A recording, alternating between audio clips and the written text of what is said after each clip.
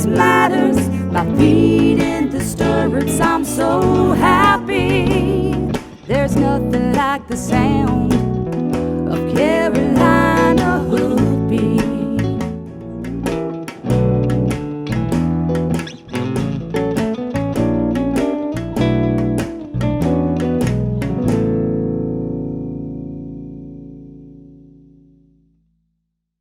We're here today in Orrum, North Carolina with Gene Parker at Gene Parker Farms, and Gene has been running a world-class breeding facility here for a number of years. He's won about every award possible in the horse industry, and we're going to learn a little bit about what it's like to run a breeding farm and to operate on this level. We're here with Gene Parker at Gene Parker Farms in Orrum, North Carolina today. We're going to learn a little bit about what it takes to run a breeding farm. There's a whole lot of science to it and a whole lot of medical stuff, and Gene's become quite an expert over the years. So tell us a little bit about the lab that we're in and what all this stuff does. Okay. Well, we're in here. We've got several things that are very vital in the breeding operation. We have an ultrasound machine. Incubator, have a couple of incubators actually to keep things warm that you use in breeding. Have a centrifuge, which is used to get the plasma out of horses' semen when we collect them. Semen counter that we use to see what the count on the stallion is when we collect them. We've got several microscopes. Got platform microscope that we use for on embryos. We're recovering embryos, and then a standard microscope to check semen with every time we get it in, and when we use it here on the farm also. The blue containers you can see around, they're called equitainers. We use those to ship semen, cool semen, and we also receive cool semen for different stallions. We collect stallions here on the farm. We breed with chill semen or just semen that day we collect. Right. We ship semen. You can ship it anywhere in the country. California, Texas, Indiana, we ship a lot everywhere. On frozen semen, we do ship some of that. It can go, we have got some semen that can go overseas. Most people use chill semen. It's a lot simpler to deal with than the frozen semen. We have a lot of the drugs we use here for mares, oxytocin, Lutalize, tranquilizers, things like that. When we're dealing with some of the mares that we're doing. We do, like I said, we receive semen from different farms. We also do embryo flushes, recovery. I don't have the reset mares here. I ship those embryos, but we usually fly them wherever they're going to, either Florida or here in North Carolina. We have some sent Ohio. Sometimes we send them to Texas, wherever the owner wants the embryo sent to. Right. Which makes it more convenient for them. And an embryo flush is when, like if you had a show horse that you were showing and you didn't want her to be tied down with being pregnant, another horse could be a surrogate. Sure. And a lot of people do that with their show mares, and then there's a lot of people do it with mares that they don't want to carry. Some of the mares that are pretty valuable, they don't want to carry, they'd rather a surrogate mare. Also, it is a lot safer on some of those mares. They'll get maybe 2 or 3 embryos a year out of a mare, so they can flush her to different stallions, and we've done that quite a bit. Right. We've got several mares here now that we flushed embryos out of one stallion, they'll go to another stallion and maybe another stallion, so you can maybe get 2 or 3, and you could do multiple embryos a year just according to how the mares flush and things like that. It's not 100% every time, but pretty successful with it. And that's also good if your mare, I guess, is not good at carrying a baby or being a mama necessarily. Sure. You know, yeah, not all of them are cut out for that. No, and especially young mares that never have had a foal is a little tough on them. But and a lot of people have show mares that they want to continue showing, so we'll flush the embryo out of them, and they can go continue showing that mare.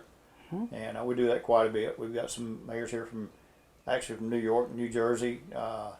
Got here from North Carolina, South Carolina, different places that people send in mares. And I think one reason we get the show mares, because we do have show horses too, and we maybe take care of them a little better than, not that other people don't, but we know how to take care of the show mares better than a lot of people do, because we do have show horses too. Yeah. Definitely. And I can see where with the show mares, there's so many things that would come into play with their care, because you don't even want their hair to get nicked. Yeah. I mean, there's all those little tiny details that y'all would know about. Yeah, well, we keep a lot of the show mares people have, we actually keep in their show barn instead of the mare motel. We got 40 stalls here in the mare motel, and we've got 20 in the show barn. And some people want their mares brushed and curried, exercise every day, just like they would be in a show program. So we keep show mares there for them. We've had people come pick them up and take them to horse show the same week and do pretty good with them. So it goes pretty smooth sometimes.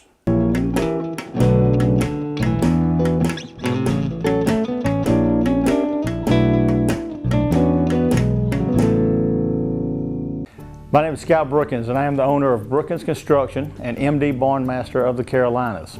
At MD Barn Master, we have the best warranty in the business. We have a variety of designs to choose from. Our barns are easily customizable to meet your needs. We have financing available to those who qualify. Our barns are fire resistant and they hold their value with little maintenance. Let us build your dream barn for you today. People from around the Triangle come to Carolina Barbecue of Garner off Highway 70 because they know what they'll get. Authentic Eastern North Carolina chopped barbecue, Southern fried chicken, hush puppies, Brunswick stew, and more. But did you know that they'll come to you? For your next backyard party, company event, graduation party, weddings, rehearsals, or any other occasion, you bring the people, and Carolina Barbecue of Garner will bring the pig. Call 773-0222. Follow me to Carolina Barbecue. Good. So everything in here is just like it would be in a doctor's lab. Yeah, pretty sterile and pretty clean. You got to keep everything clean and neat, and know where everything's at in a hurry. When you come in here looking for something, you got to be able to lay your hands on it. You won't be looking around, and got everything organized to where we can get to it and get it done. Yeah. And you were saying that once that you get the mare's semen implanted in them, you keep them for a while to be sure that they're in foal. Yeah, we'll check the mares around 14 days, and we'll check them again every week. 21 days, 28 days. They get 35 to 40 days. They're pretty safe to go home. So we have a lot of people that'll keep their mares here to get 35, 40 days, and they'll take them home and maintain them at home. And then some will keep year round. Some mares have to be placed on a regimen of regimate. Some mares don't hold a pregnancy very good sometimes. Most of the mares do. You get some of your older mares and some of the actually young show mares that don't produce enough progesterone to keep them in foal. So usually we'll check the progesterone level, and if it's high enough, we'll leave it alone. If not, we'll add a daily supplement of 10 cc of Regimate every day to keep them in foal. And drugs like Lutalice make them come in season, so they're ready to be bred. Yeah, Lutalice, and some people call it Prostin. Lutalice is a way of trying to make a mare come into heat if she's got some activity on her ovaries and things like that. If she doesn't have any activity in her ovaries, you can do more damage than good sometimes. And there's other drugs. Regimate is a good drug to put a mare on for 10 to 15 days, and then Lutalice, and then hopefully they start cycling if they all read the book. They don't all read the book. Right. So. They don't always obey either. So it's kind of sometimes everything goes just like it's supposed to, and then sometimes it doesn't. And I've heard of people putting the mares under lights. Is that? Oh yeah. Explain why you do that. That's a major thing. If you got a mare you want to breed earlier in the year, they need at least 16 hours of light. I always tell customers, if you've got a mare you want to try to be breeding in early February, you need to start that mare in January. Start her under lights. Example would be if you've got the mare turned out, bring her at night, let her be under lights until 11 o'clock at night, let them go off, and then come back on next morning about 6 o'clock. And it needs to be enough light to where I can say a 12 by 12 stall, consider that you need a couple of 200 watt bulbs burning to give her enough light to, because and she'll start slipping her hair. It's just like springtime. They'll start doing that. It's an artificial way of doing it.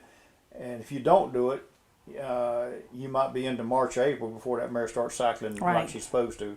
And a lot of mares will show heat, and they're not really cycling. They're not building follicles and things like that early in the year. So it's something that really needs to be considered back in early December, starting the mares under lights, and you'll find out they start cycling a lot better.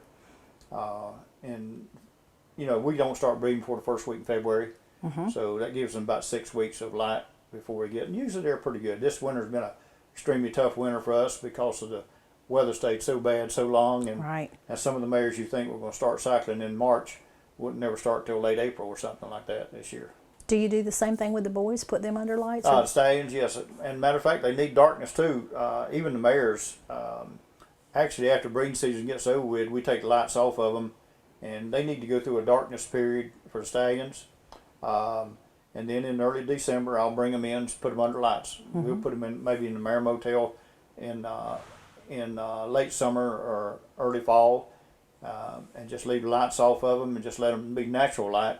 We turn them out every day, and we'll let them hair up and just kind of be horses, and it's good. It's good for them. And then we'll start 1st of December. I'll bring them into the stallion barn, start them under lights, and change their feeding program around a little bit, and they'll start cycling better themselves, just like the mares. They'll start producing more semen and better quality semen. Okay. Yeah. This is one of the stallions we're standing. This is One Silent Clue. He's world champion 5 times. He's a high point Auto Horse of the Nation. As a 2-year-old, he's been granted to Congress in open and amateur. Belongs to a Dr. Wheeler from Illinois. We've had him here since he was 3 years old. He started several world champions. Really good-minded horse. Been a great horse to deal with. He ships very well and good temperament. So he is, and he's, like I say, he's started several world champions. Beautiful. And what about this one? This horse is T Coolest. T Coolest is 19 years old this year. He started a lot of world champions. He actually used to belong to a lady hunting Beach, California, Honey Manic, and a few years back I bought him from her. He's been a really good horse for me. I've shown several world champions by him, and good-minded horse. They're all good-minded, good-legged. Easy horses to collect, easy to deal with. So they're kind of a joy to be around. When some stallions are not, they're a little bit tougher to deal with, things like that. But these horses have been very good. I have had as many as 7 stallions here. We've only got 4 here this year. We sold a couple of them in the last year or so, and we've had English horses, we've had Western horses, we've had a little of everything. So we'll and they come and go just like everything, just like show horses. Next year we might have a whole different group here. These 2 stay here year round. Right. So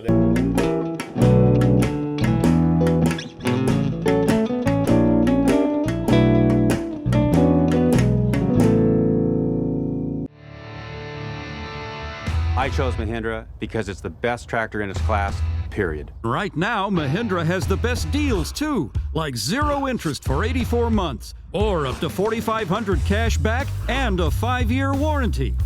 You could lift just about anything with that thing. It has never let me down. I would definitely recommend the #1 selling tractor in the world, Mahindra.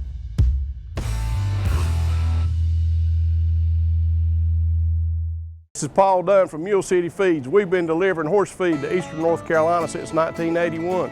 And not only have we been delivering it, we've been leading the industry so far as compliance with state North Carolina and giving the best quality product possible. We test everything that comes in from the local farmers.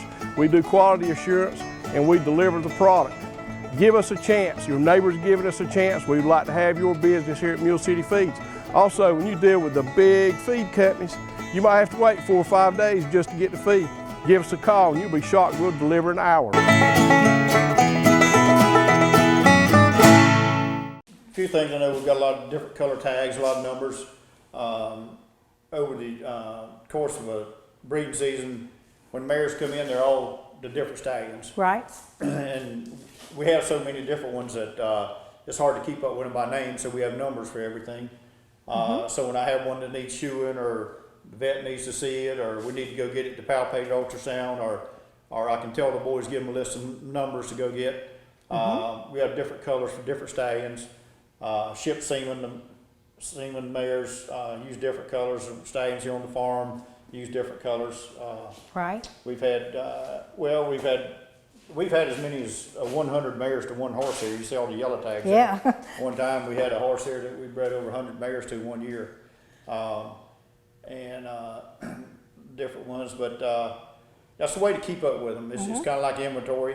You know, you might have 120 mares here on the farm at one time, and all of them you don't, you can't get them mixed up. When you're shipping semen in from one horse or a different horse, Right. you've got to know what you're doing and which mare is which, and it makes the bookkeeping, which is a big part of it.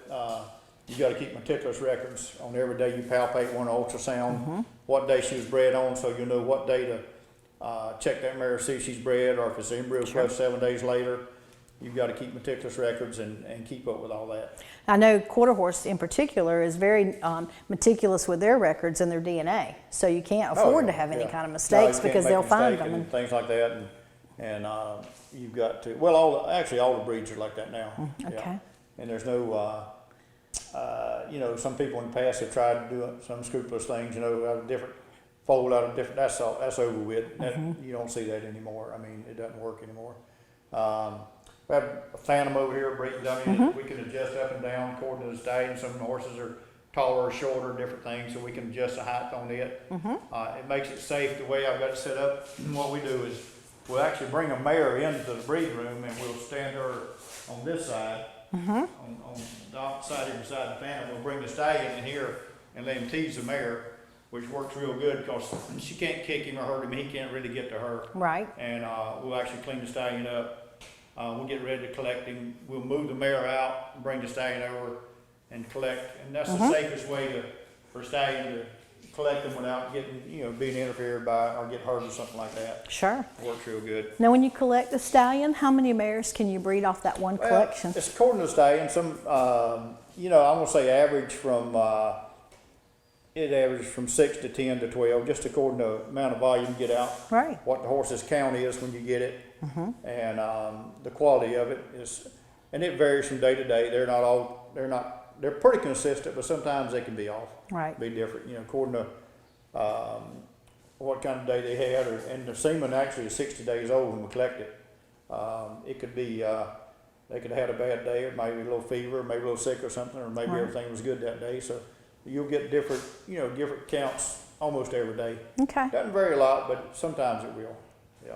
And what is this? Those palpation chutes. That's where we put a mare in to palpate or ultrasound or breeder. We'll wash and clean them up. We load them in. We can load them in from the back. If we have to unload them, we can open that door and go from the front. Right. We use it to. We put a foal. If we have a mare and a foal, we'll put a mare on one side and foal on the other side. And always have a couple of boys in there to help when we're inseminating a mare or checking her to see if she needs to be bred, or we're doing embryo flush. It's just a safety factor. When you're palpating ultrasound mares, they can some of them get moving around. They can kick at you and things like that. It's just a safety feature that all breeding farms usually have. You know. Right. That was a little more open. I designed these gates on this one where a lot of the mares are a little shorter or something, that if you have a little trouble, you can always come down and get out. Right. A lot of stocks are straight across, and if a mare happens to fall or do something, then you're trapped. So it kind of works a little. I designed those so it kind of works a little better. Yeah, safety feature. it looks like it's very well thought out with all the things for her comfort and yours. Oh yeah, yeah. And then you have the mare motel? Yeah, we just shoot a shot back here. We have 40 stalls back here. We have rubber mats in every stall. These stalls, most of them are 12 by 12s. And we have fans overhead, have fans on the doors at this time of year. When it's cold weather, we close up the tops, and I have actually heaters that go into foaling stalls. We have cameras set up in the foaling stalls, and we have a beeper unit. If the mare starts to foal, the beeper goes off, so Yeah. we fold out a lot of mares too. Do you have any new babies? You know, the youngest one I've got probably about 2 weeks old right now. Yeah, youngest one. Most of them, foaling season's I've got one mare left to foal right now. Foaling season's about over with, and then I've got, we got the mares and babies turned out right now. We try to get them out every day. Right. Yeah, get them out every day, and they'll start bringing them in this afternoon around 3:30, 4 o'clock. We let the mares all come back in at night. But like I say, we've got rubber masks, keep clean shavings, everything sanitary. We go through and pressure wash the stalls when they get ready to fold, different things like that. And we put plasma in every baby that's born. It's got a rhodococcus and salmonella protection in it. Gives that baby a boost in case the mare's not just getting enough out of her immune system. Right. But we do put plasma in every baby that's born, usually within 24 hours to 36 hours after the foal was born. And been doing that for years, and it keeps down sickness and things like that. It's a good idea, without a doubt. Yeah. Especially when they're born a little bit earlier in the winter, like February and March. And Oh, yeah. you never know what the weather's going to do. Yep. Really right now. And these trophies, are they all for the same sport or different things?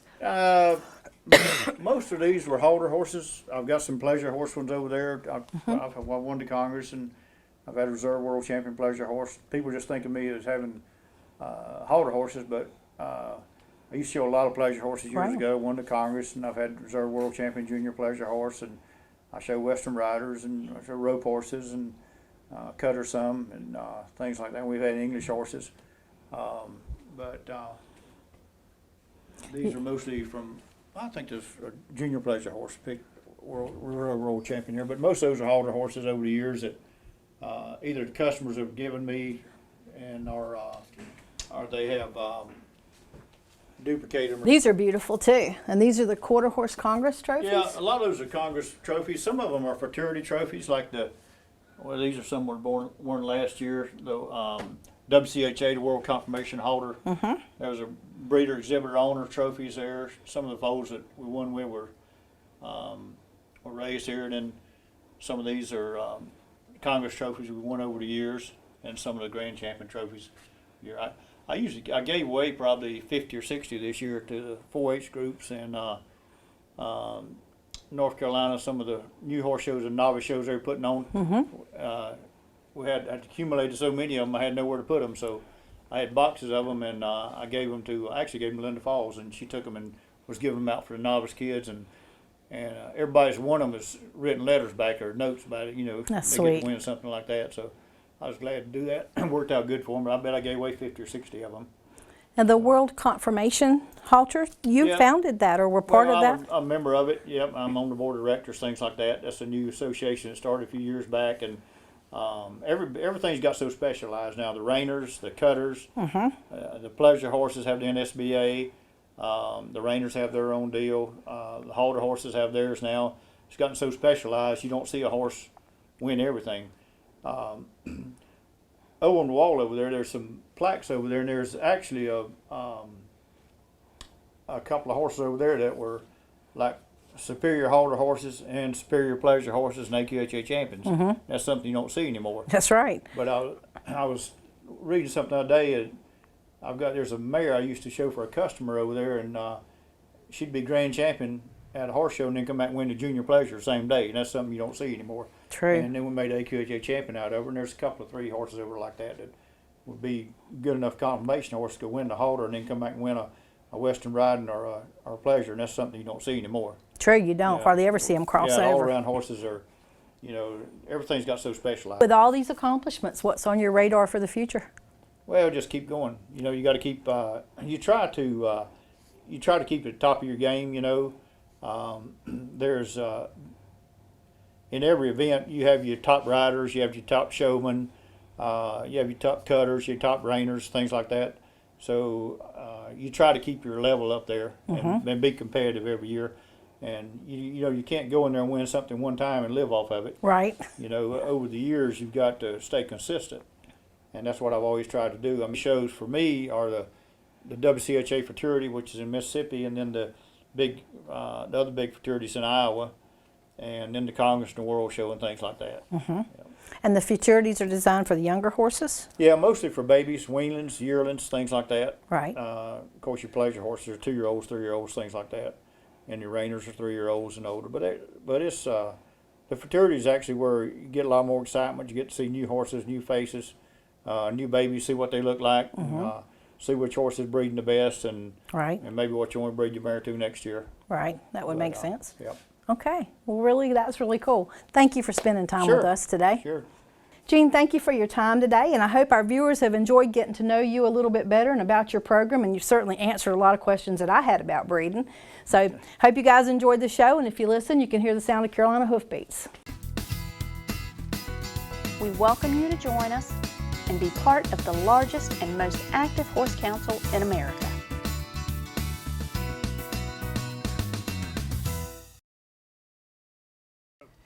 Present use value. Present use value is an issue the North Carolina Horse Council is working for you. What does that mean? That means that agricultural land is taxed at a lower rate so that you can successfully operate your equine business. This is vital for the horse industry in North Carolina, and while we are eligible to receive that benefit, many counties interpret that law differently. The North Carolina Horse Council is working hard to change that legislation, so in fact, we all receive the benefits we're entitled to. Thank you, and please come work with us so we can be a large herd. The North Carolina Horse Council not only works on a lot of state legislation that helps you to enjoy your horses, but we're also very concerned about some of the federal legislation that may be passed that may harm us or hurt us from being able to enjoy horses. One of those is a new law that's being worked on today to say that all water is navigable water. We know that's not true, and the North Carolina Horse Council has joined with the North Carolina Farm Bureau and the American Farm Bureau and other agricultural associations across the state to say, let's ditch that rule. If you want to find out more about it, go to the North Carolina Farm Bureau website, go to the North Carolina Horse Council website, and help us tell our legislators, ditch the rule. So why don't you stand beside me, come and join the herd, and be a member of the North Carolina Horse Council and take advantage of the many benefits that it has to offer you and your horse. And let's ride the trail together. We're your neighborhood source for everything you need from your farm to your home. At Harper Sales and Service, a division of Harper Landscaping, we can cater to all your mowing needs. Whether you need to start out with a beginner series for those smaller lawns, you can work your way all the way up to a zero turn and even get into those bigger areas where you might have an acre or two or more. My animals depend on me, and I depend on Harper Equipment Sales and Services to keep me running. From my weed eater to my tractor, they can fix it all. When you look for Harper Landscaping, it's no sweat.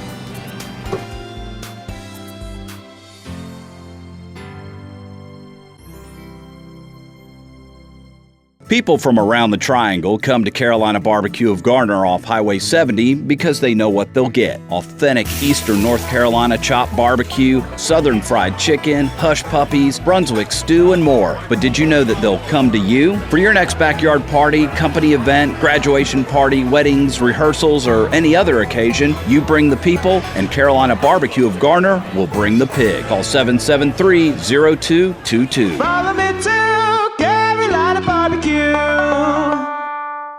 For local programming information and times that our show airs, please go to our website, CarolinaHoofBeatsTV.com. Hoofbeats is brought to you in part by Newcomb Quarter Horses.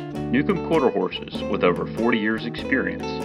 Find out how we can help you today. NewcombQuarterHorses.net. And also by Carolina Hoofbeats Magazine, a free publication about the horse industry in North Carolina. Catch up on the latest issue at CarolinaHoofbeats.com.